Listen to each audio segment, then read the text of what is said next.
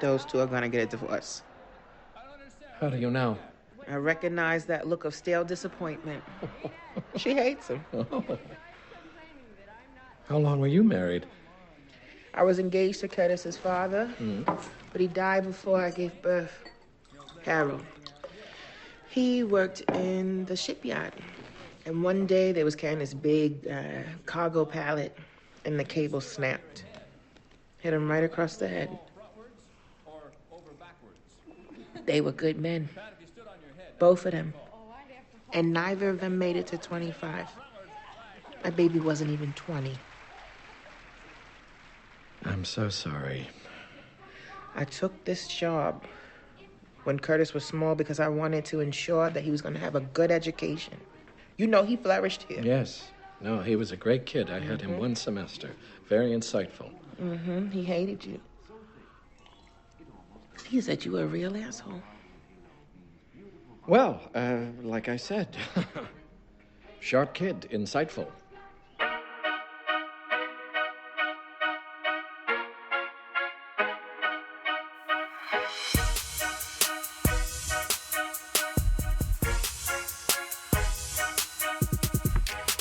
You've landed on The Substance. I'm your host, Philip Marinello.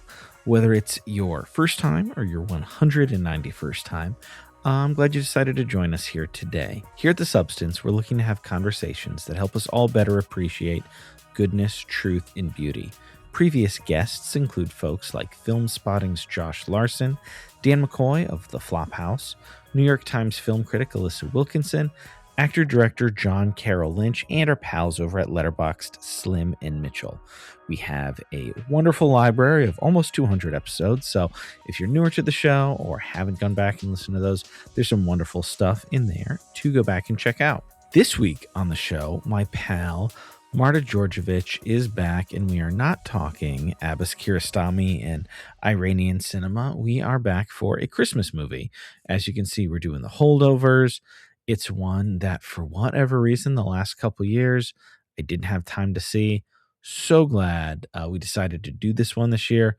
Finally sat down and watched it, and it was a real joy. So if you have a moment and you haven't hit that 5-star button or written us a review on iTunes, we would love that. Whether you're on iTunes, Spotify, whatever, Pocket Casts, if you're able to hit that 5-star button and take a second or two to write a couple of words about what you like about the show, that helps more people find the show, and we greatly appreciate it. Now, without further ado, here's my conversation with Marta on The Holdovers. Well, that was one thing that I've started doing differently now is I've slowed down. So now That's smart. I'm making time every day to dedicate to like an hour of exercise, going for walks. I'm trying to do that more now.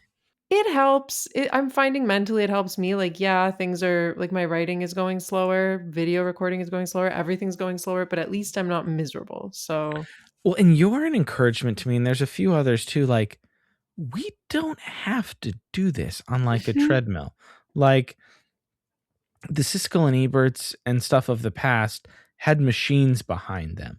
We're most of us, like people like mine and your peers, even some of my friends who like are getting paid for doing this, like we're not doing this with like mammoth machines behind us. mhm. And I know for you and me in particular, like the depth and the quality that we're trying to hit is not something that you can just crank out week after week. Mm-mm.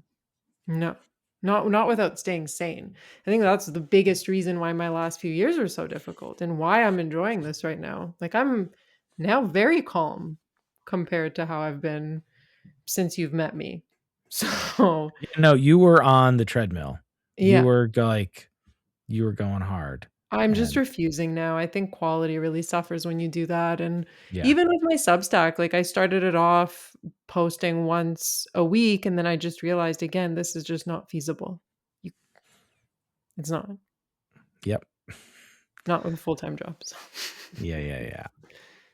And just things here, I mean, I don't want to complain too much because I mean, I've got it better than many people I know here, but it really takes a toll on you. Like the year we've Dude, had. I mean, hopefully, who knows? Hopefully things will turn around sooner than later. It's terrifying. And It's it just keeps getting worse and worse to the dumber. point where it's unbelievable. It's dumb. It's scary. But then you're like, I don't want to, like, I'm not living in fear Mhm. because it's so dumb and so unpopular. But also, enough people haven't gotten together and stopped it yet either. So,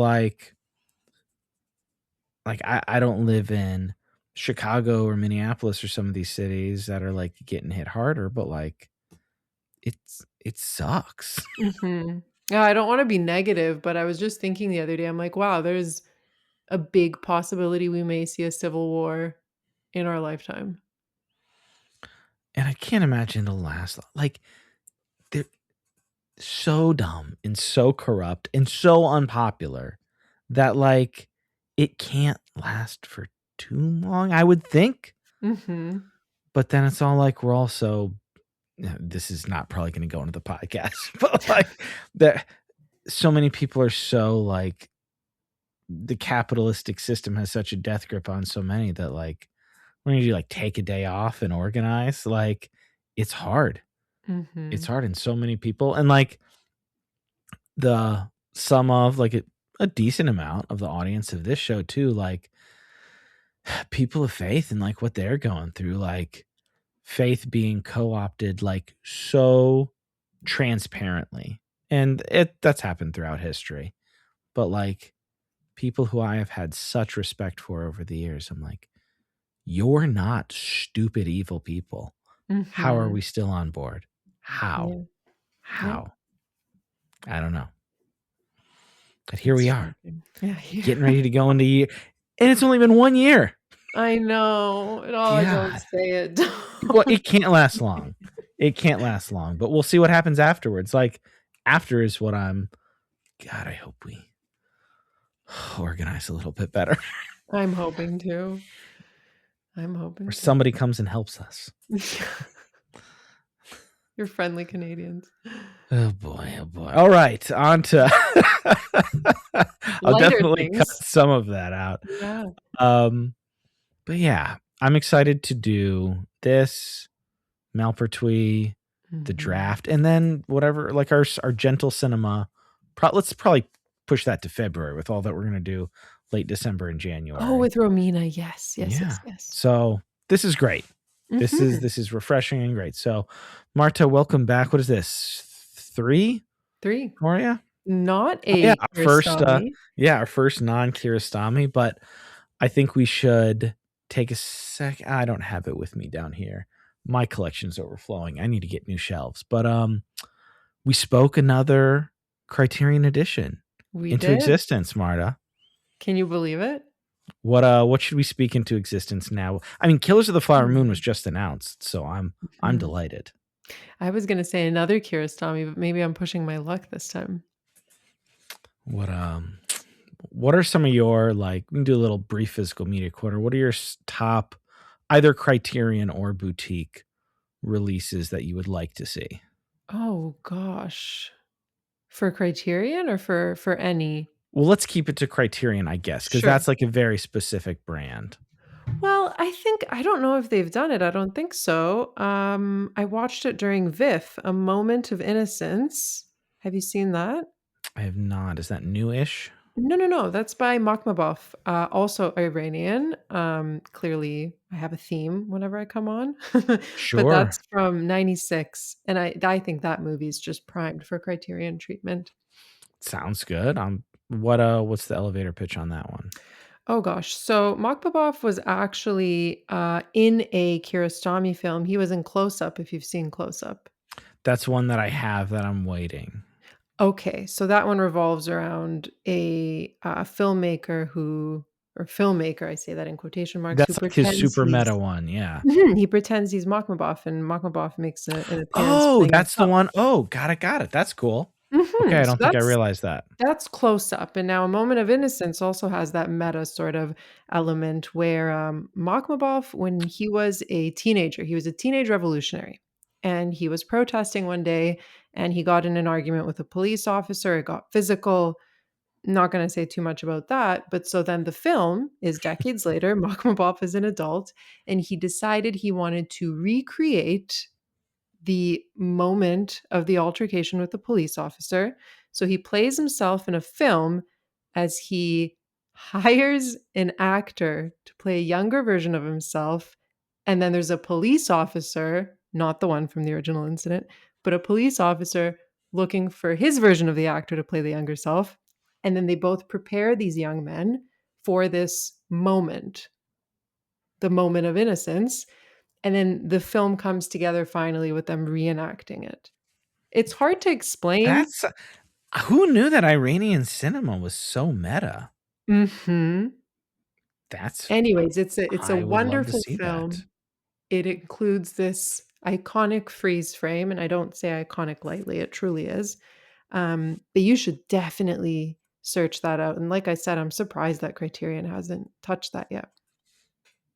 Okay, that is getting added to the watch list. That's fascinating. Mhm. I can't remember his name, shame on me, but I did just get that Deaf Crocodile set of the 4 very trippy, kind of crazy genre films from the Iranian filmmaker that Kiarostami gave a shout out to at the end of 24 Frames.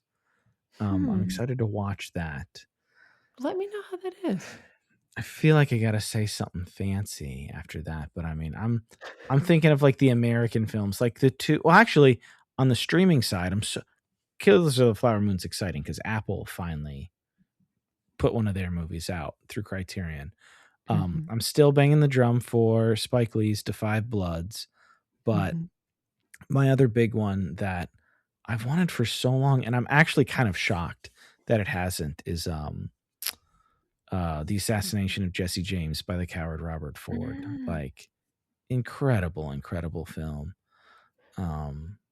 It's one of the best looking films that's been made in the last very, very long time.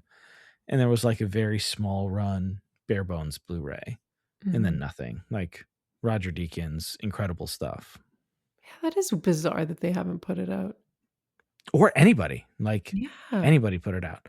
And then as it's Christmas time, a lot of people have reminded them Children of Men, that's been on the wish list for a All very long right. time. Yes. Does that You not guys air on have a nice Criterion? No, you guys have a really nice Eureka or Masters of Cinema 4K, I think, but there's Okay. no Criterion Yeah, because or any. what am I imagining then? I was imagining that there was a recent release of Children of Men, but I could just be completely making that up. I say you guys, you're in Canada, you're not in the UK. And the UK has some. You're still region A, right? Yeah. Okay, yeah. No, But I got I a don't all think region so. Blu-ray player, which I highly recommend doing. I have a 4K player that has a hack, but I do want to get like a real true region free Mhm. player. But anyway, time is ticking here. Let's get to the topic at hand, the holdovers.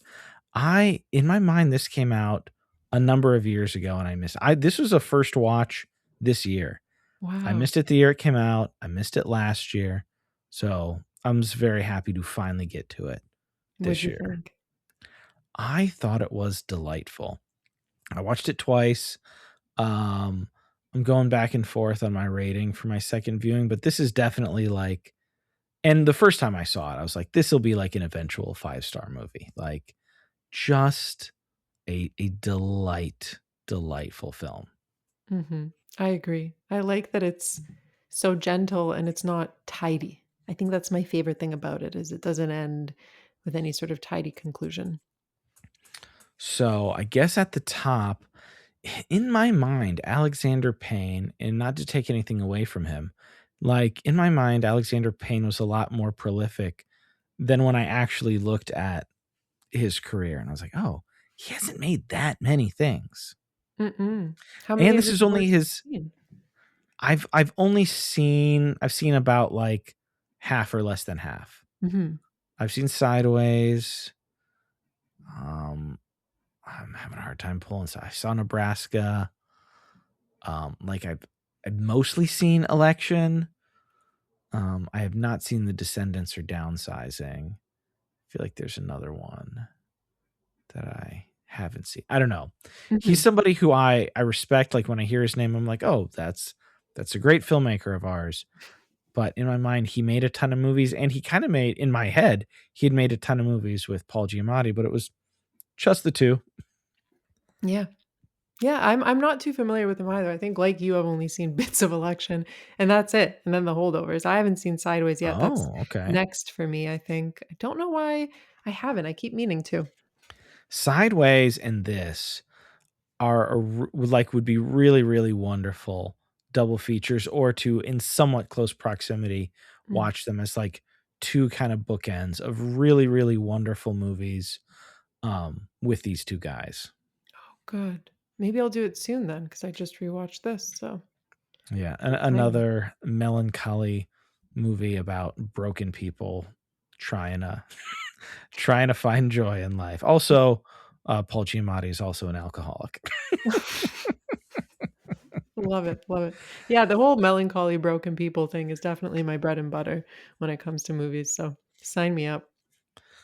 Let's see what the official um, synopsis says here. Like, we're going very. I'm gonna cut some of this out here. I just lost all my words.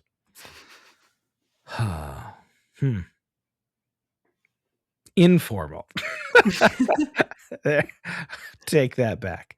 Yeah, we're gonna be very informal here on this episode, but the official synopses of The Holdovers 2023 film, a curmudgeonly instructor at a New England prep school is forced to remain on campus during Christmas break to babysit the handful of students with nowhere to go.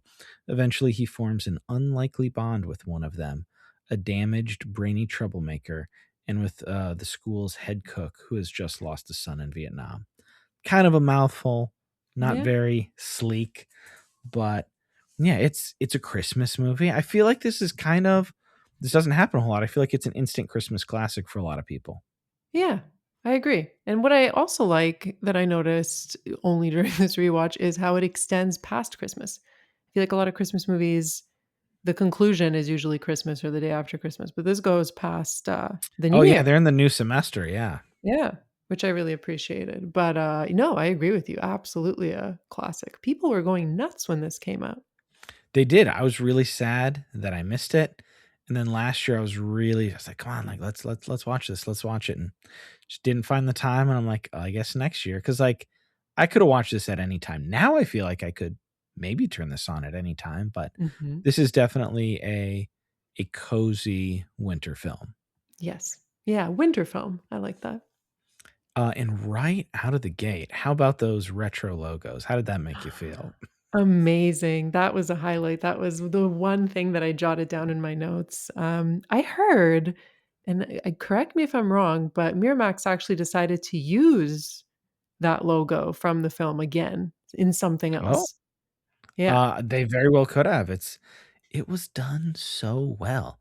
It's Mhm. right away like you feel so much warmth. You've Mhm. got classic logos for several companies, and then you've got the boys choir singing that beautiful Christmas song over the winter photography. The snow's falling, there's the lake, there's the people running, there's the groundskeepers, and it's just immediately sets the tone. Yes. I love 70s American cinema, and a lot of people do. It's referenced a lot because it's kind of the high mark of American cinema. Like, there's a lot of great stuff in like the classic Hollywood, but in like the new Hollywood, like the 70s, there was so much creativity, so many risks, and like this movie, there were so many wonderful movies that had the full support of studios and the whole marketing machines. They got stars, they got budgets to make stories about real people, Yes. not like crazy big genre action blockbuster trying to make $1 billion. Like, they made movies about people, and that's exactly what this was. Absolutely. And I mean, you say also took risks even with the cinematography and on a technical level. And I mean, they did the same thing here because I completely forget that this wasn't shot on film. It looks like it was shot on film. It Did you know really that too? does. Yeah. Yeah, I could like I'm sure they will. We've got a lot of great theaters here in Kansas City.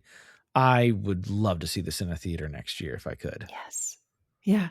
And it's just so much better than slapping on a vintage filter and calling it a day. Like they really Oof. took the time to emulate that grain, the color, like tiny little technical quirks. You can just tell that a lot of love went into this. One of the reasons I was looking at some of the behind the scenes features and they were talking, one of the reasons they decided to set it in New England is they're saying like New England is just slower to evolve. So there's a lot of stuff like a lot of built-in production value, like old buildings, like people that have old cars. Like it was easier for them to find like wardrobe and setting, and the production design on this was incredible. Like the Mm. silent shots of Paul, so Paul Giamatti's character Paul, Paul's study. I always love like, and that's also an old Hollywood thing too, where like actors of note play characters with their first name. I feel like that was the thing that happened a lot, and that Yes. made me chuckle in this.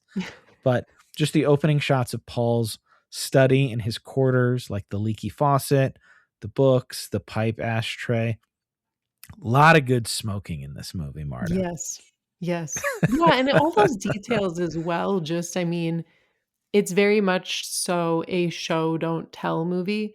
Like we see Paul's bathroom as well near the start, and you see he's just not caring to put any of these things away that would maybe embarrass somebody else. Like that shot in itself tells you this is a man who has given up on any sort of social life. It's not something that he expects. He knows he's disliked by many. So, yeah, I really appreciated how much you could pull immediately just by those establishing shots, basically.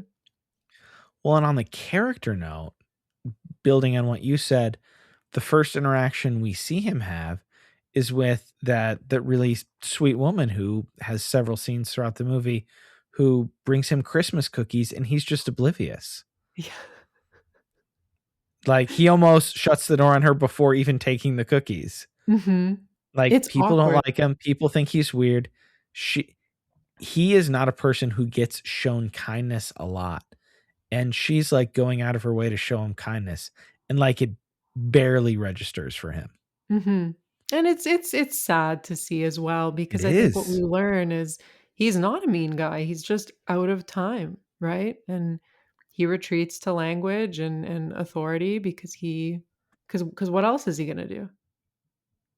Well, yeah, people who are this is very much and I love those kind of stories like the Found Family movie where Mhm. broken and damaged people find, cuz that's the way we're built.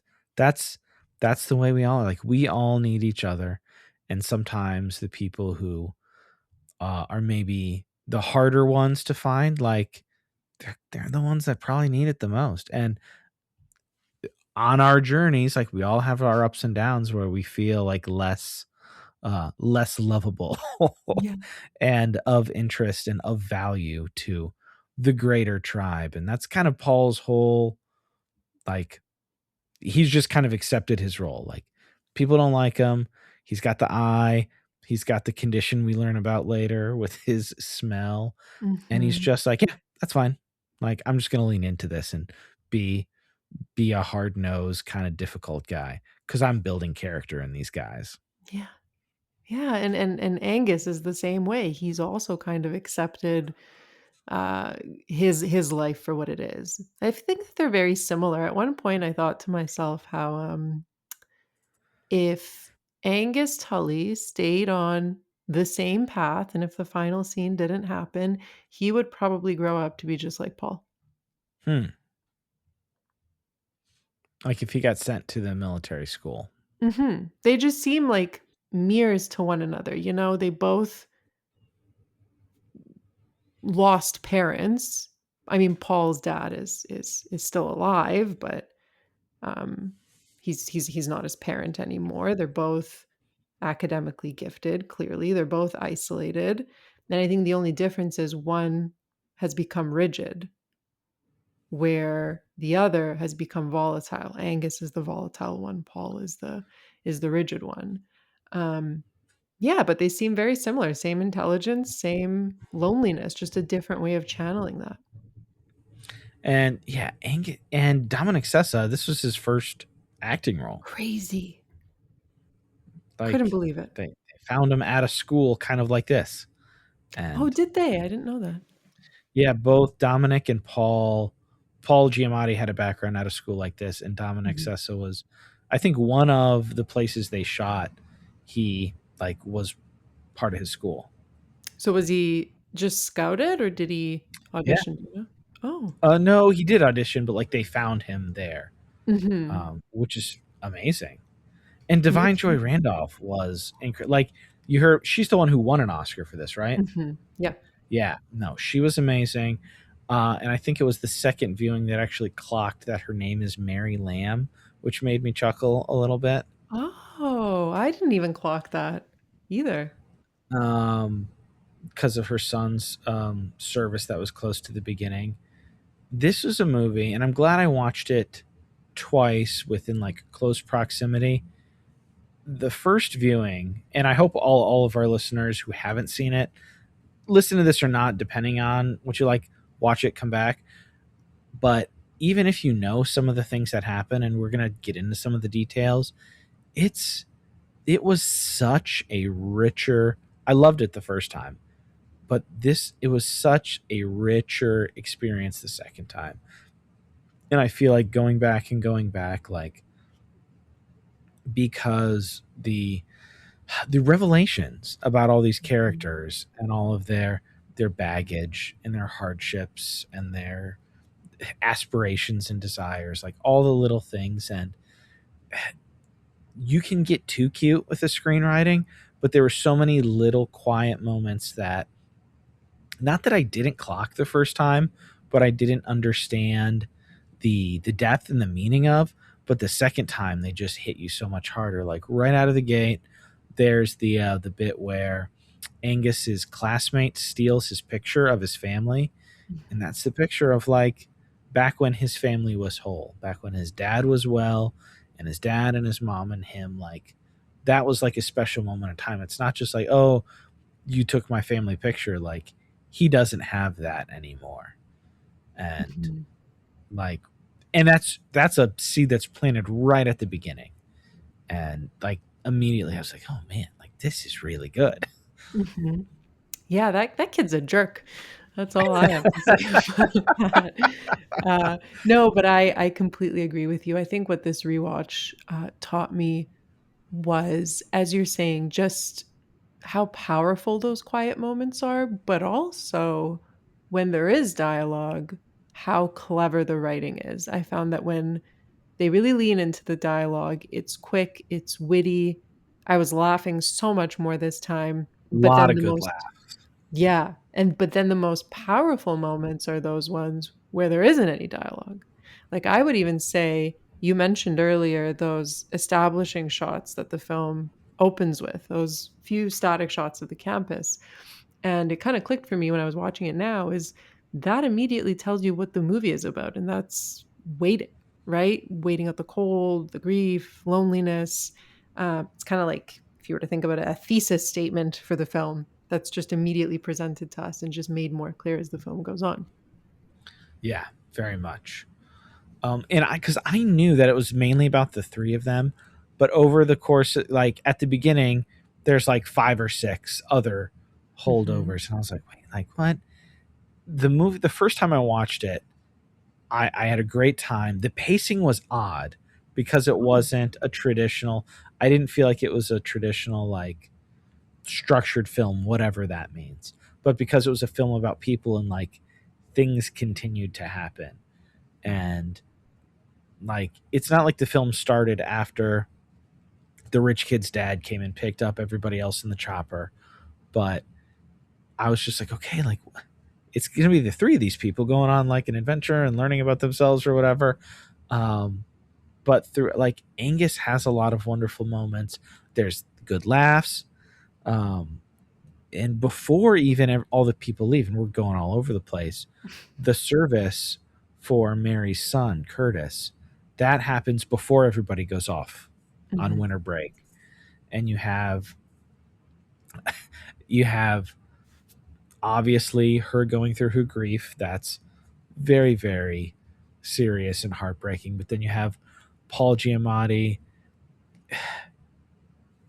I don't even know what you would call it. Not like ribbing.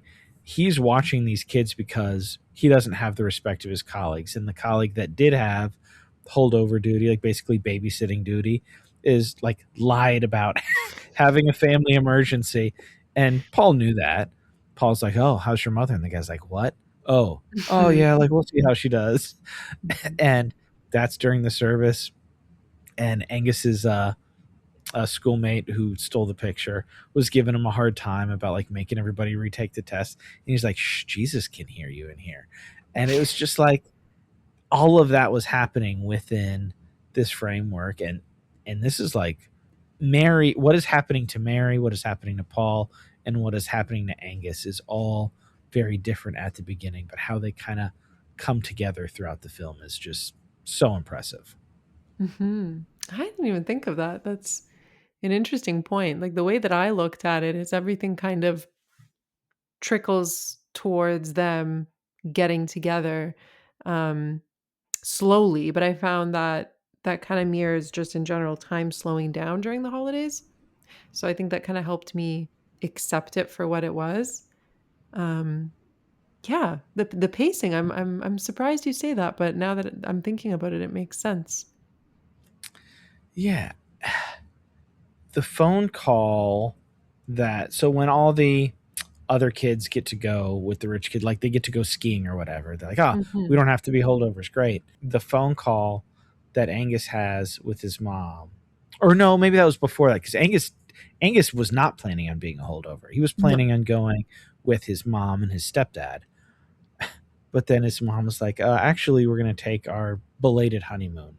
You don't mind, do you?" And that was just a heartbreaking phone call. And on your first viewing, you're like, "Yeah, that sucks." But then on a second viewing, you're like, "Oh, Mhm. like this would appear to be the first Christmas in their new family dynamic, and his mom's leaving him there when she could have done a honeymoon like they had all year, and they could do it later. Mhm. And out of convenience, she said something like, whatever his name was, "Oh, he's just been working real hard." He's like, "You've had like 6 months, like what are you doing?" And it just hits a lot harder like once Yeah. you know what the score actually is. Mhm. Well, I mean, it just speaks to us kind of seeing these boys as how Paul does at the beginning, right? I mean, I had the same thoughts you did when I first watched this. I thought to myself, "Wow, okay, it is not great that his mom is ditching him." But at the same time, I kind of thought that he was overreacting. That was my initial impression. And then same as you on the rewatch, it was heartbreaking. But again, yeah, as I'm saying, that's probably how Paul sees these boys as entitled, rich students, probably has the same reaction like, "Oh, who cares that your mom left you here? It's not that big of a deal." That just goes to show them where you get to know them, they have issues as well. Well, yeah, in the first meal that they all have together when all of the other kids are still there, that Mm, crappy kid was just giving Mary a hard time.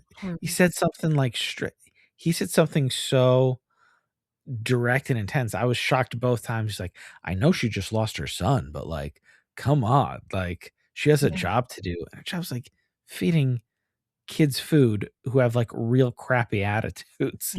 And he's like, "What's her problem? I know her son just died in a war that nobody wants to be like all of the politics of like American militaristic politics and race are in there in the background, and they're kind of never said, which I feel make them that much more powerful." Mhm. Yeah, I was shocked by that kid, and I mean, it gets even worse when you realize that Mary hears everything. She later tells Paul, remember? Yeah. Yeah. I loved her. I think she is the quiet center of the film. I think that a lot of Paul's progress is thanks to Mary. And that's something I Very noticed much this so. time. Yeah, And I clocked that more on this time same. before, and not that he has a big bit breakthrough, but as he is warming up to Angus, they have their little newlyweds game evening rituals where like they drink and they watch old TV reruns together. Yeah. Were those I was gonna ask you if you knew, were those original episodes of the time, or do you think that was something that Payne, uh, redid? Oh no, that was probably real. I mean, like that was a thing that I used to watch reruns of on like TV Land Same. when that was a thing. Yeah, I just Um, wasn't sure which one that was because there's so many varieties. yeah, I don't know. I wouldn't be surprised. There were a couple times in that one I remember because she said something about like, "Oh, this is a rerun because it's wintertime." They're like, "It's a rerun from the summer. That's why they're giving away a grill." There were a couple moments with Mary's character where her accent did like perk my ear up. I was like, yeah, but whatever, it's fine. Mhm. Um, but yeah, she just the humanity of Mary. And she is in a place to give humanity to Paul because of her stature and Mhm. her status, unfortunately. She is not somebody who is well respected because she is a woman. She's a person of color in the 70s America. She's a wait staff, sure, or like she's food service staff, all of those things. Um, but she doesn't have time for the people who are like awful. But she sees Paul and basic human decency from her. Mhm. Um, I think does plant some seeds of growth. And it's not like they didn't know each other before, but I guess on the time together during, like, you bond. Yeah. I mean, especially because we discover at the start that her son, who used to go to Barton, he always hated Paul. Yeah, She says that. that was hilarious. Yeah, so it's not like they had a any sort of close relationship or And Paul even owns it. He's like, "Yeah, I know, but he yeah, was a great kid. Like, your kid was smart. Your kid was great." And he's like, "Yeah, he hated you." And he's like, "Yeah, well, told you he was smart or whatever." yeah, He's yeah, kind of yeah, being a that's little the answer. self-deprecating, but it's like, "Yeah, no, I ride these kids hard so that they become better." Mhm, And we're jumping all over the place, but that's the nature of this film because I'm so glad that it wasn't like piecemealing out like everything like this leads to this leads to this. Like mhm, there are little nuggets you get here and there, much like a life where you learn details that puts everything else in perspective. Mary's son Curtis is the only student in the history of their school to actually get drafted for the military. And that's mhm, because he was a black kid. mhm, Like, the other people had their parents run an interference or whatever. mhm. The draft didn't apply to all people. Paul even said at the Christmas party, one of the things he said, like, "Poor kids are just cannon fodder," and, like, Mm, that hits harder in light of the Mary arc. mhm. Oh, I didn't even clock that, that's yeah, you're right there, and he said that he was going to be saving up for college, which of course Yeah. Yeah. never Well, happened.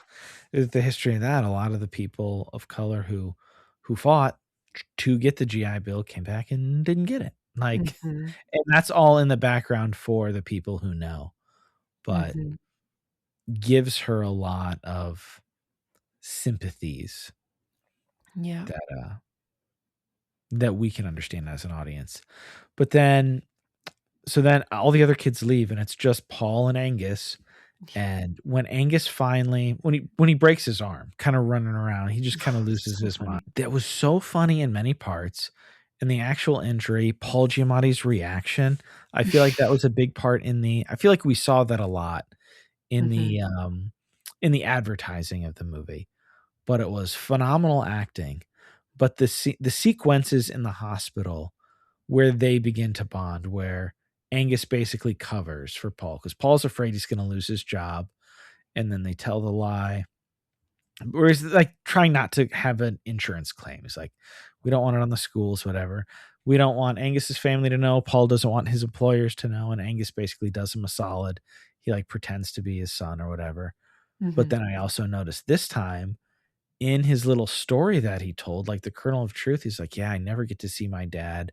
And like, it really would mean a lot. Like, and I was just like, man, uh, because I saw it like a couple days apart from each other. That's Like, why. I got really choked up the second time he said that. Cause like, he's putting on a performance. He's kind of making himself cry and talking about his dad as if it were Paul. And Paul's just like, oh, like at first he's like, "What, Angus? We have to tell the truth."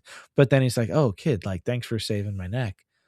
Hmm. And it doesn't even occur to him because he doesn't know yet. But the audience, if you've already seen the movie and you know where it's going, you're like, "Whoa, like that was brutal to watch." Yeah. Yeah, don't say all audiences, because 'cause it's been, what, 2 years since I saw this last? I completely forgot about that portion of the film, so for me, I didn't notice that moment in the hospital as a little negative truth. No, that really got me this time. Because the whole Mhm. thing with the dad, I mean, don't want to jump too ahead because that's like kind of the final part of their Yeah. Christmas break adventure. The Christmas party was wonderful Mhm. because so after he fixes his arm, they're like bonding meal at that like bar and grill or whatever, where like he keeps trying to order a Miller High Life and he has a run in with the kids playing pinball. Yeah. Also, the Vietnam stuff there too. But they Mhm. meet the nice woman. The woman who's nice to Paul is like doing temporary work like over vacation to get extra money, and she invites them to the Christmas party. And Paul doesn't even feel like it was a real invite, and that Yeah. was really sad.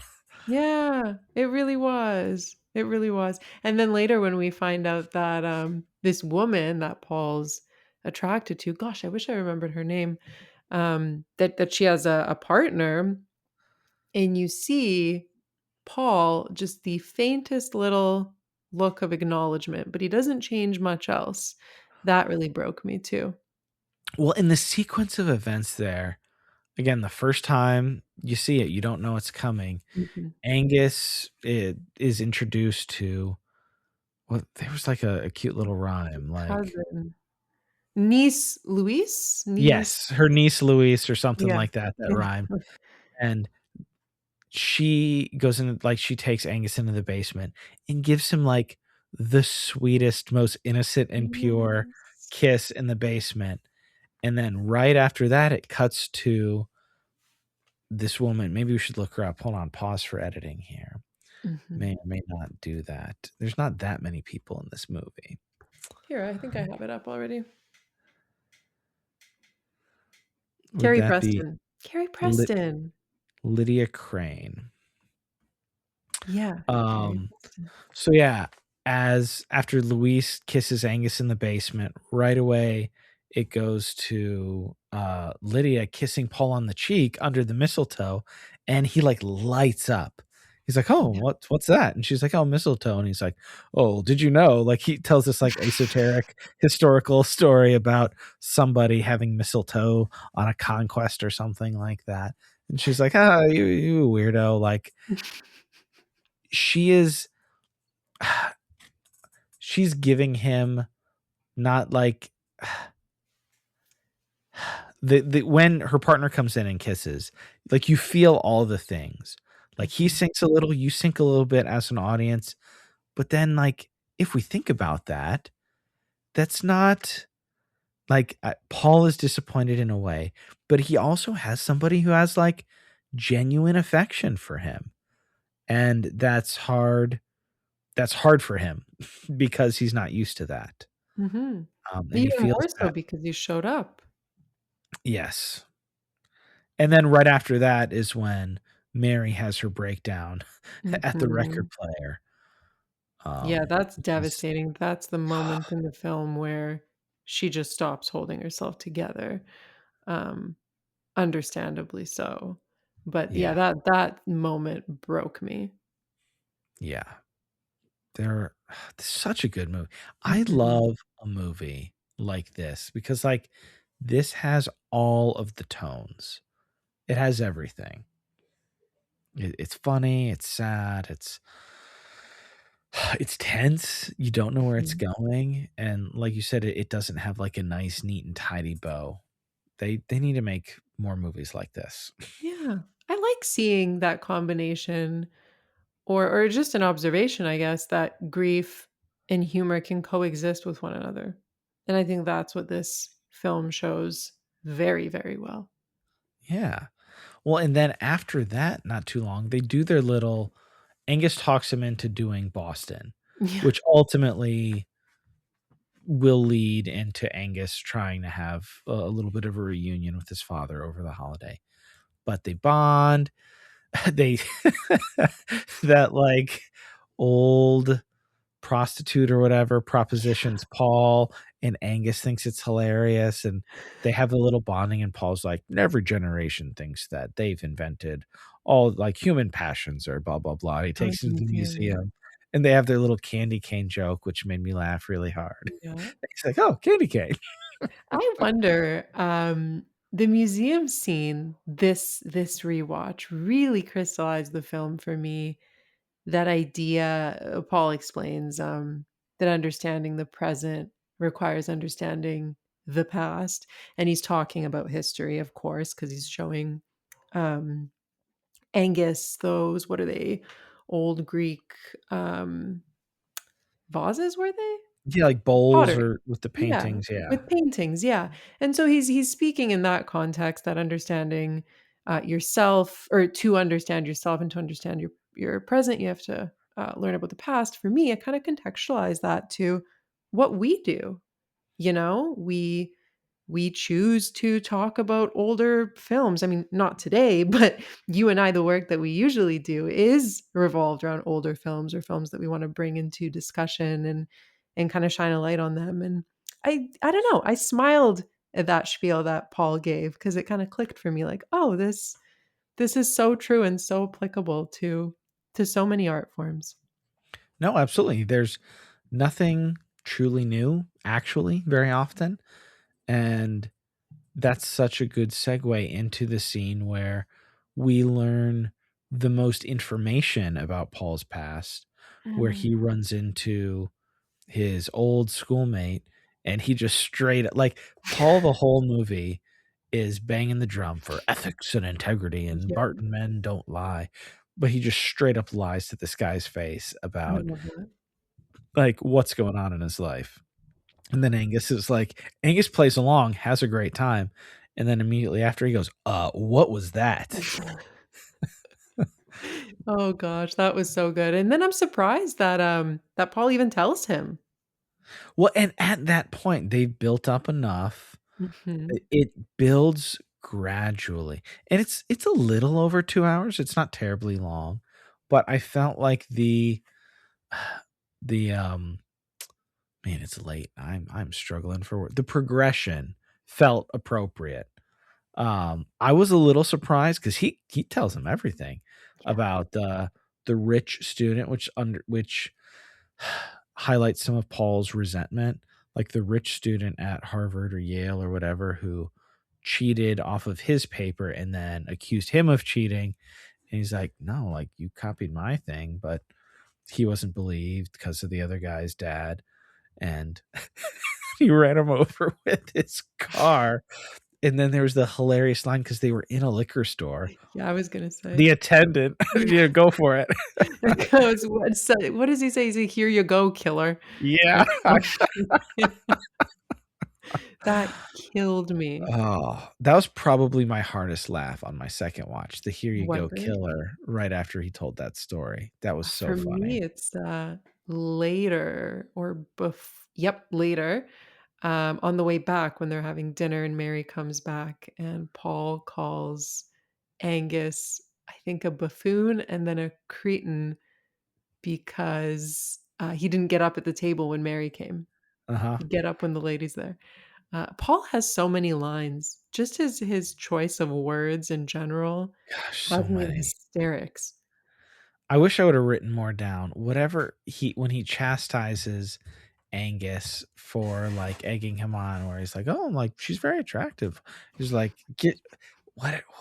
Oh, I don't remember what he said, but it was hilarious. Mhm. Um, but yeah, like they are. So Paul reveals that about himself, and then both times, like it was kind of shocking, maybe one of the most shocking single revelations that I thought was just great writing was when they were in the hotel together because they were in Boston, and Paul's like, "What do you got there, Angus?" And then they realize they both have the same depression medication. Angus Mhm. tries to play it off and Paul lets him play it off, but then you see Paul has the same one, and Yeah. that kinda goes to what you were saying, how they have so much in common and they both could end up on similar, like, Angus could have some of the same hangups that Paul has, and Paul, over the course of bonding with Angus, trying to help him not go down some of the same bad paths that he went down.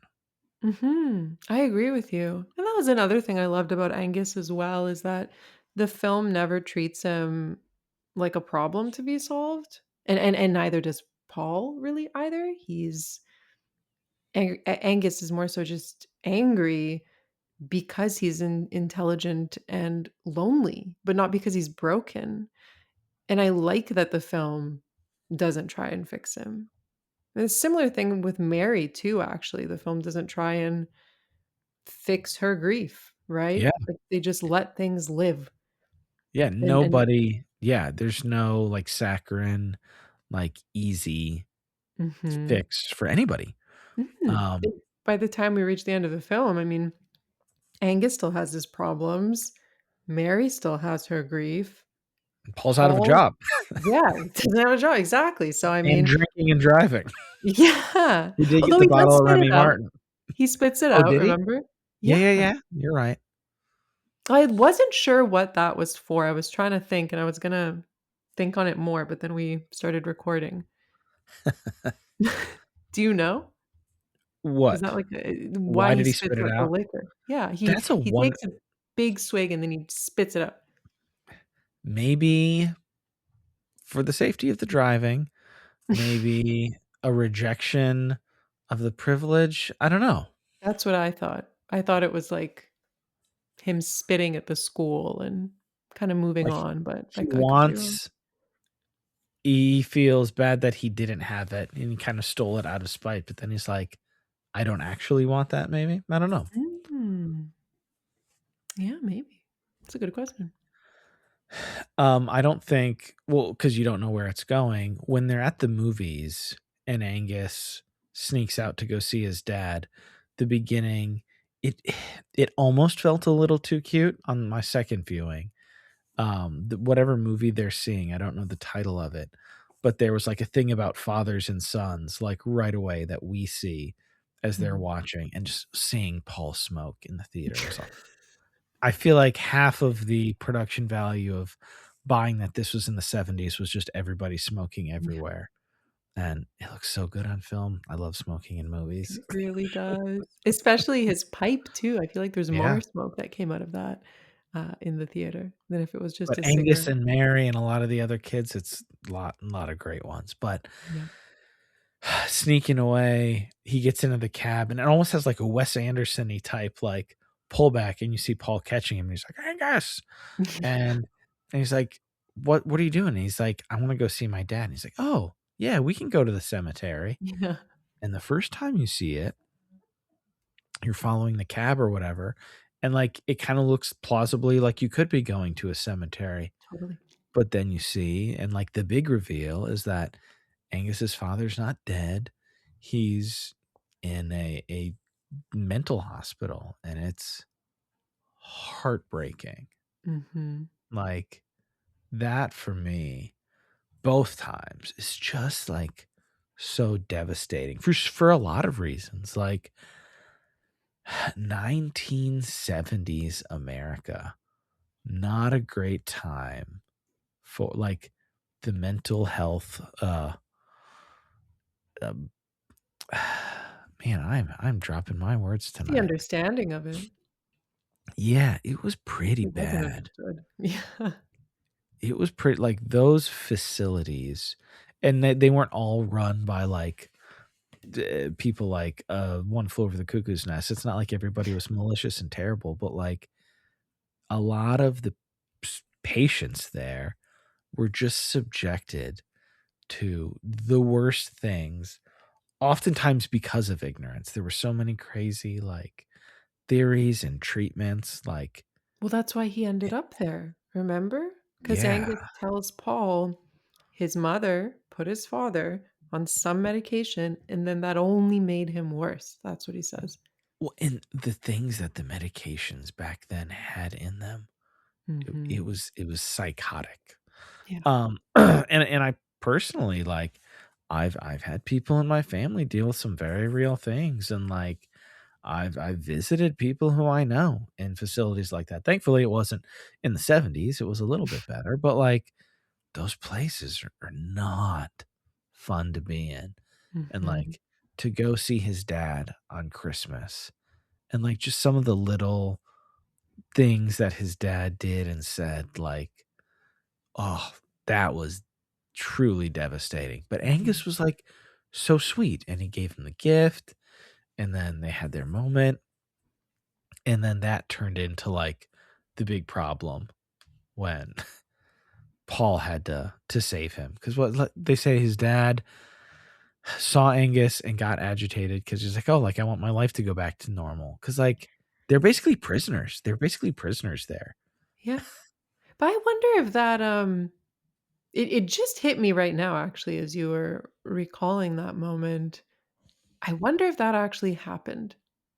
Because Hmm. Paul's dad, when he's there, he really doesn't seem to know what's going on. Or not Paul's dad, sorry, Angus's dad. He really doesn't seem to know what's going on. I mean, Angus goes on and tells him all these things that have happened in his life over the past year, and his father just doesn't register, right? So, yeah, it makes me wonder if if that was actually something that he demanded of his ex-wife, now ex-wife, or if that's something that she made up. Hmm. Yeah. I don't know. That's I and could be all wrong. well, and that visit kind of turned on some lights and got him agitated and there were Mhm. problems. I don't know why they would have to move him necessarily. Yeah. Like treating him as this problem to be dealt with was just very hard to watch. But then being like, how did you like why did you let Angus do this? Like his stepdad badly wants to send him to military school. Mhm.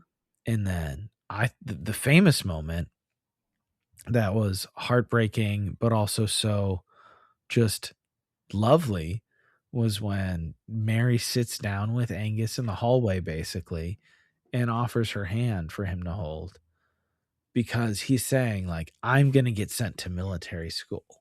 And ultimately like what that could lead to is him getting deployed somewhere terrible and also becoming cannon fodder, and Mary just experienced that and she's bonded with this boy like, but all of this stuff is unsaid and she Mhm. just reaches out her hand and it's just like, oh man, this Yeah, is that part has me in tears. this is filmmaking. Mhm. So Yeah. no, it's fantastic. It's yeah, it's special. And I mean that as well, that moment with Paul and him taking the fall for Angus. That's And also standing moving. up so hard for him. Mhm. Well, It's and the he also had that moment where he kind of like the prelude to that at the restaurant because again, Paul's such a rule follower. They're having the dessert that has like some sort of like alcoholic element to it, and the waitress is like, "We can't really. serve," and he's like, "Come on, like, what? It's a holiday. It's his. Yeah. Can we say it's his birthday?" And Paul is like the rulliest of guys, Mhm. and then they have their little moment where like they light it on fire, and it's it's just so wonderful. Yeah. And but then Paul really goes out for it, and Barton is his life. He said that, but Barton has also been his life unhealthfully. It's kind of Mhm. become a crutch. So he chooses to move on and protect Angus, and It's wonderful. Yeah, no, I think this is a 5-star movie, actually. Ooh, there we go. Yeah, it's the first time I think he does something in the film truly on a big scale without shrinking it first. And it actually reminded me of an early line in the film, coincidentally also includes Mary as well, where Paul is talking to her and to Angus about wanting to write a monograph. And Angus asks him, this is going to make sense, I promise. Angus asks him, well, why don't you write a whole book? And Paul says, I don't have a whole book in me. And that to me was yet another early sign that tells us clearly who he is, right? It's Yep. this preemptive limitation that we see throughout the film, where he's shrinking his own ambition to fit the life that he's resigned himself to, right? Yeah, Like, he feels like he only deserves like that exactly. much. Exactly. A monograph is safe, it's contained, much like his existence at Barton. And it's a way of dreaming without risking that disappointment. And then Mary Exactly. tells him, Oof. you can't dream a full dream, can you? And that was for me this time, how some lines were for you on second watch. This is the one that really cut straight to me and that really stuck out to me. That was, And like, a brutal and beautiful, but, like, that yeah, was a brutal, like, you can't even dream a full dream, can yeah. you? Like But she's not saying it cruelly either. It's brutal, exactly. but it's not cruel. I think it's Totally. just kinda like she's grieving, she's exhausted. She sees his sort of emotional self-denial as something that she doesn't have patience for. She doesn't understand, Yeah. you know? 'Cause they're not Um, quite friends yet, but yeah, that's like a loving fellow human thing. She's like, "Hey, like, yeah. maybe you could, let me help you." Not even like, Mhm. "Let me help you with it," but like, "I'm gonna put my finger on this for you because you clearly can't." Yeah, that line was ugh, that was Exactly. oof. It's almost like a microcosm of the whole film, that moment Very for much so. me. And No, it then states that later perfectly. on, he takes that fall. And that to me, yeah, reminded me of the monograph. He's not shrinking himself. And then later, as we discover, Mary gets him a book to fill up for the That actual. was lovely, and then his Mhm. final, exchange with Angus, Paul says to Angus, like, "Keep your head up, you can do this," and then Angus says, like, "I was gonna tell you the same thing," Yeah. and it's them both affirming each other on, like, stepping into that next thing that is they both know that that's the right thing to do, and they're Mhm. not, like, fearful because they're not sure, they're fearful because, like, it's new. Yeah. And then that handshake at the end of it all. It always makes me So tear up. good. So Yeah. good. Well, I'm glad to have had a, not an excuse, but, like, a push to finally check this out. I think this is gonna be, if not an every year thing, an often thing. Like, this is one I will and this also is like, I mean, it is rated R, like, there's some Is profanity or whatever, it? but this is one you can show to, like, just about anybody. Mm. Wait, did you say it is rated R? It is rated R, like, I mean, there's some profanity in it. Oh, I guess so. Yeah, I Um, didn't even notice. it's not I mean, honestly, you could because there's nothing terribly egregious. Mhm. Um, you c like, I feel like the MPA, even with probably a decent amount of F words, like, you could probably still, yeah, tell me this is PG-13 or even PG, and I'd be like, "Yeah, whatever." I thought it was PG-13, goes to show how much I know. But also, this is not directly about the movie. I miss when there were R-rated movies because they dealt with, like, these are stories for grown-ups. These are Mhm. stories about real people, not just like, "Oh, there's tons of, like, sex and violence," or whatever, but, like, no, this is a movie for people who are grown. Yeah. And this was that. Yeah. Oh, it's such a sweet film. I'm glad you got me to revisit it too because it was time, and enough time has passed that it felt new enough for me. Well, I'm very glad for that. Mhm. Sad that we didn't have Ro with us, but Yeah. we'll be back soon.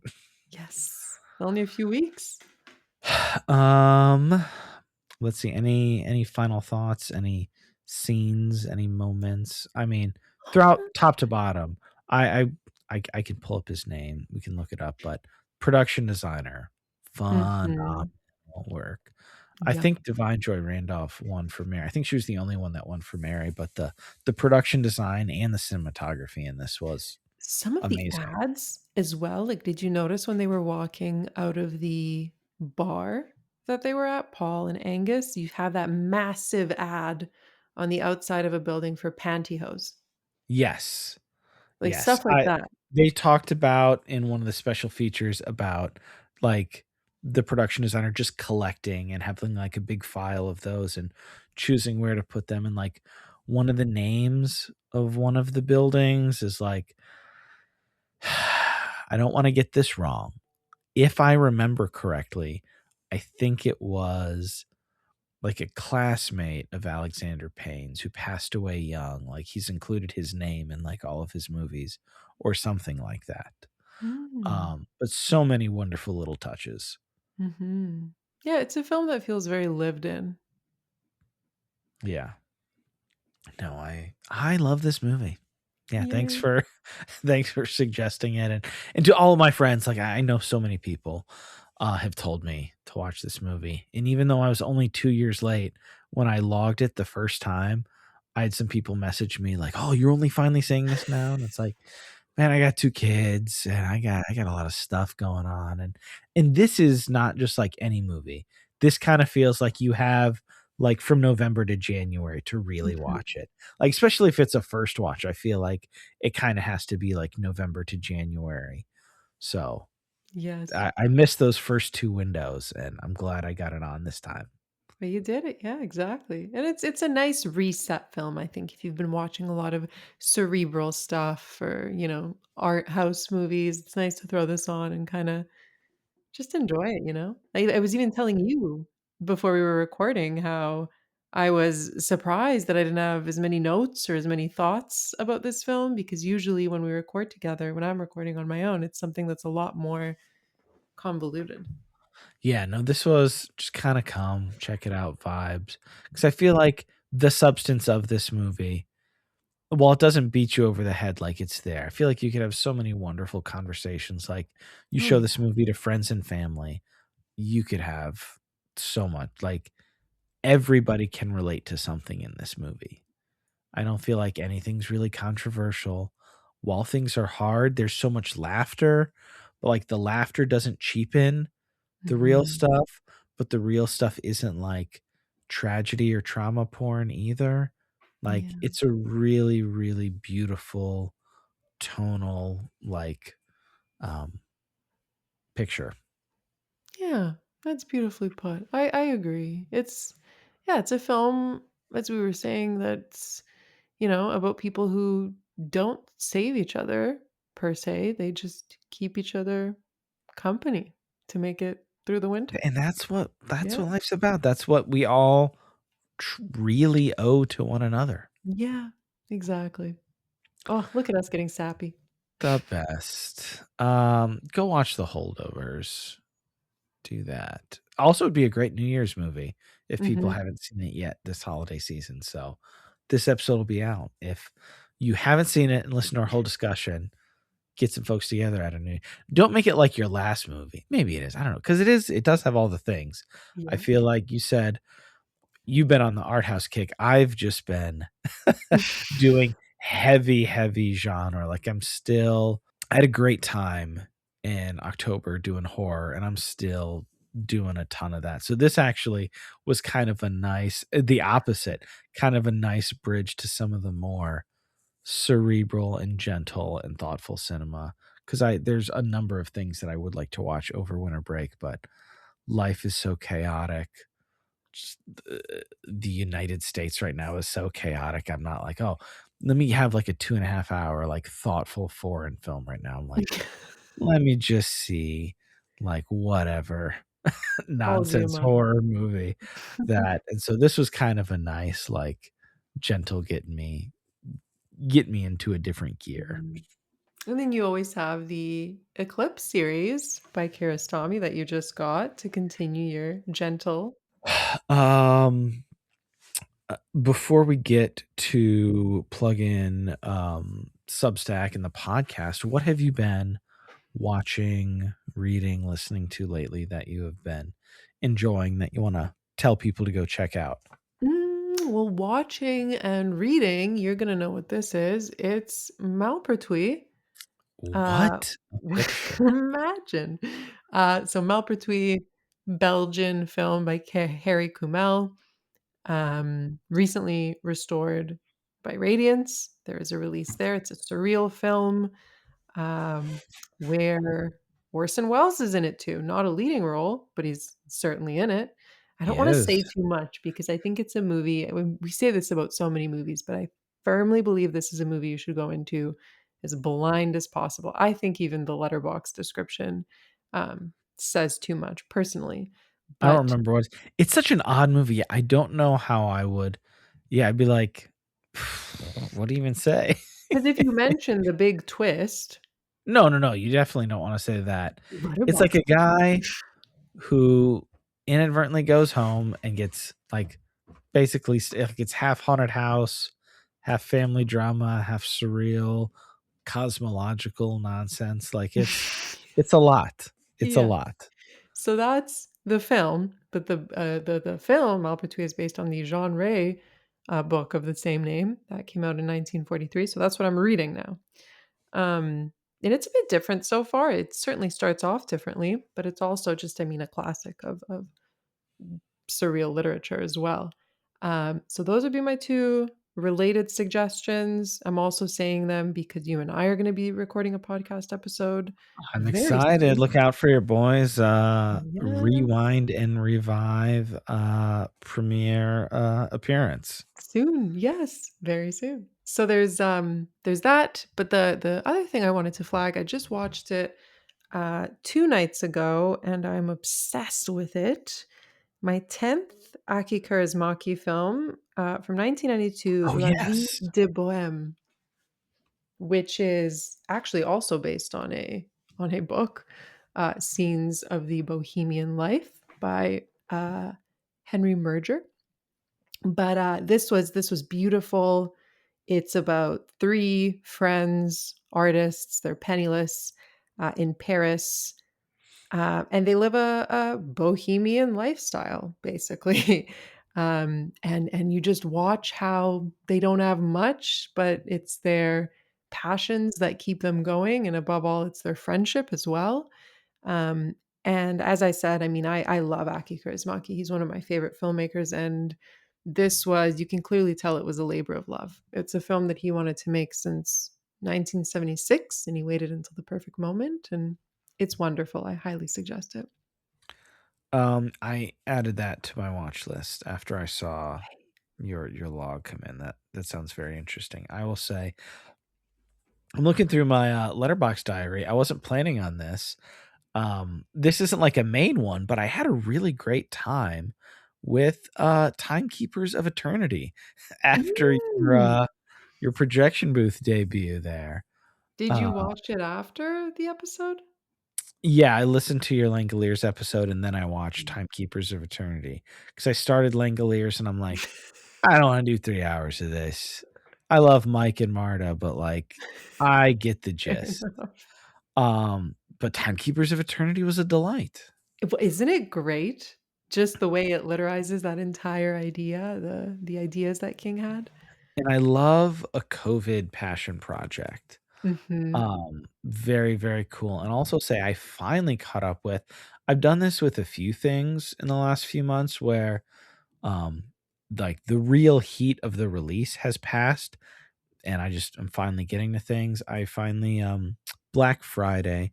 No, we're not trying to support all these big companies, but I did turn back on Apple TV because it was like $6 a month for 6 Mhm. months. So I finally caught up with Spike Lee's Highest to Lowest, I need to watch and that.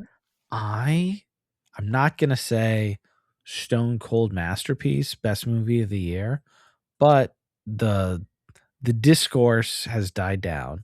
72 things have come out since earlier this year when Highest to Lowest, and we're just in like a crisis every other day here. I quite liked it. I think in some ways, if it wasn't called Highest to Lowest, and it was also about the kidnapping and the class and all that, like, if it didn't have if the Kurosawa of it all was not a part of the discussion, I think it would have been easier for a lot of people to digest. And not that it was like perfect or whatever. Definitely a couple things where I was like, huh, odd choice, but I liked it quite a bit. Um, I mean, maybe with Killers of the Flower Moon, like I'd buy Highest to Lowest on Criterion if that came out. Mm. And then book, I don't have it in front of me. I guess we'll pause for editing again because I should shout out the author. Let me look this up. Okay, I've had a number of friends read this lately, and it's very short. I think it came out not too long ago. It's an actual novel, not a novella, but it's a short one. It's called Open Throat, and the author is Henry Hoke or Hokie. It Mhm. is a first person novel from the perspective of a mountain lion living in LA trying to like conscientiously survive. And it was fascinating and touching and humorous and heartbreaking and just really, really wonderful. A very like if one was undistracted, you could probably finish it in a couple hours just in one sitting. It was Oh, lovely. I may check that out once I'm done with It's got a great Malpertwee. cover too. Ooh, I do So like judging a book by its cover. those are my shout outs. Marta, we obviously mentioned podcast and the Substack. Where can people find you? What do you want them to check out? What have I been doing lately? Oh gosh. I mean, you can find all my work on rewindandrevive.com. That's my publication. Podcast also lives there, also called Rewind and Revive, though you can find that also on Spotify, Apple, etc., etc. I also recently wrapped up an episode of the projection booth. Thanks to you for putting me in contact with Mike. So thank you for that. I was so Um, pumped. You guys, you did a great job. That was a fun thank you. episode. I had a lot of fun. The Langoliers are that was something else. That's all I can say. And I think I'm the only one out of us three that actually kind of enjoyed that miniseries. So That was fun to listen to as well. I do like it when there's a bit of a divisive work, when there's Mhm. a variety of opinions on the matter. Well, you know me. I'm always the most I get the gentlest critic, I guess you can say. But yeah, that's kind of all I've been doing. I've been preparing for our Malpertwee episode. There's a lot of effort that's going into that because I think it's a film that really deserves time spent on it. So yeah, I've just been doing that and trying to balance all the essays that I've been writing too. So Perfect. I will put those in the show notes. thank you very much. Well, it was great having you back, and one Same. of a number of things we'll be doing Yes. together here in the next few months. That's very exciting, but hope you have a wonderful holiday, and I'll talk to you soon. Same with you. Always a pleasure. Thanks again. All right, that was the Holdovers. Really, really, really wonderful movie, and I was glad to have Marta back to talk about that. As we mentioned, we're going to be podcasting together a bit over the next few months. You can look out for that episode on Rewind and Revive on Malpertwee coming very soon. I'll put a link for that feed in the show notes. And then also the Movie Draft podcast. That'll probably be sometime, I think, late January. And then Marta will be back with our friend Ramina Dugo from I Like Movies, hopefully sometime in February or so. If you love the show, the best way to support us is to tell your friends about it. Share it, post it. If you're looking for something to listen to over the holiday break, tell your friends, hey, check out The Substance. Or if, like me, they haven't seen The Holdovers yet, this is a great reason to go check it out. As far as things to look forward to here in the future, I had a wonderful conversation recently with Kat Armis on her new book, Liturgies for Resisting Empire. That episode should be out in the feed here very soon. So subscribe to the feed if you're not already on your various platforms of choice, and look out for that episode coming soon. got a lot on the calendar for 2026. Hopefully it'll be somewhat less sporadic, but have a lot of exciting things going on. So you can follow us on Instagram at The Substance Pod, or just subscribe on the feed and they will give you a notification every time we have a new episode. Hope you all have a safe and enjoyable holiday. Hope you're around family that is safe and enjoyable, or you have some good friends. Go out, maybe see a movie, have some nice food, enjoy the time, get some rest, and we will see you here very soon. So until next time, I've been your host, Philip Marinello, saying thanks for joining us. Have a happy holidays, and we will see you next time on The Substance.